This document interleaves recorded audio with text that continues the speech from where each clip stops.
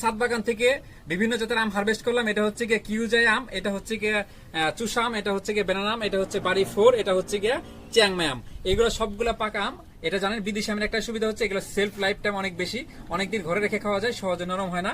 তো সবগুলো পেকে গেছে। আমরা এই আমগুলো একটা একটা করে কেটে খাবো এবং দেখবো যে আমগুলোর ভিতরে কি অবস্থা, কিরকম কালার, মিশ্রতা কিরকম, গ্রান কিরকম, সেগুলো দেখবো। আমরা প্রথমে যদি আমাদের চিয়াংমাই আমরা দেখি, এটা যদি আমরা কাটি, বিসমিল্লাহির রহমানির রহিম, ইউলিশ টাইপের, আলহামদুলিল্লাহ। তো এইটা এইভাবে একটু আমরা রাখি। তুমি আম খাবা? তোমাকে দিই না? হ্যাঁ, আচ্ছা খাও। হ্যাঁ, আমি আমি তোমাকে এটা একটু খুলে দিই। হ্যাঁ, খাও। আচ্ছা, এইটা আমরা যদি একটু দেখি, যে এটা আমরা একটু খেয়ে দেখি এখান থেকে, বিসমিল্লাহির রহমানির রহিম। অনেক মিষ্টি, ইউলিশ টাইপের, জুসিনেস।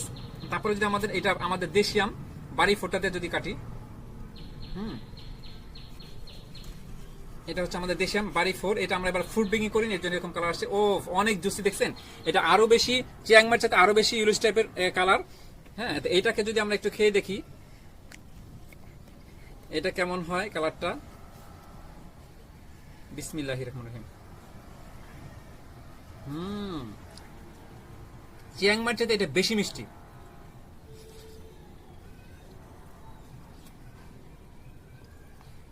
আলহামদুলিল্লাহ। এবার আমাদের হচ্ছে গিয়া থাইল্যান্ডের সেই বেনানাম, এটা বাংলাদেশে এখন খুব প্রসিদ্ধ আম, অনেক জুসি এবং সবার বাড়িতে সবার পছন্দের একটা আম হচ্ছে এই চিয়াংমাই, বেনানাম। অনেক লম্বা টাইপের আম এবং অনেক কালারফুল, সুন্দর হয়, গাছে অনেক অনেক বেয়ারিং ভালো হয়।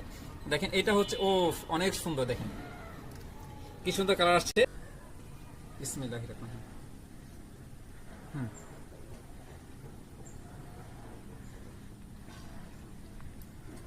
এটা টেস্ট আরো বাড়বে, একটু টক লাগতেছে এই মুহূর্তে, এটা মিষ্টতা আরো বাড়বে। এখন যে আমটি কাটবো এটা হচ্ছে গিয়ে সেই বিখ্যাত ভারত এবং পাকিস্তানের বিখ্যাত হচ্ছে চুষাম। আমাদের ছাদ বাগানে হয়েছে। চুষামের গঠনটা এরকম হবে, এখানে একটু চুক্কা টাইপের হবে। এটা আমাদের একটু উপরে একটু চকচকে আবার কম হয়েছে। আমরা এই চুষামটা এবার একটু কেটে খেয়ে দেখি। এটা অনেক টেস্টফুল একটা আম, অনেক টেস্টফুল এবং সুস্বাদু একটা আম। দেখেন, এটা একটা ভিন্ন একটা স্বতন্ত্র স্বাদ আছে এর মধ্যে। দেখেন এই চুষামটা হলো এরকম। তো আমরা এটা একটু কেটে দেখবো, বিসমিল্লাহির রহমানির রহিম।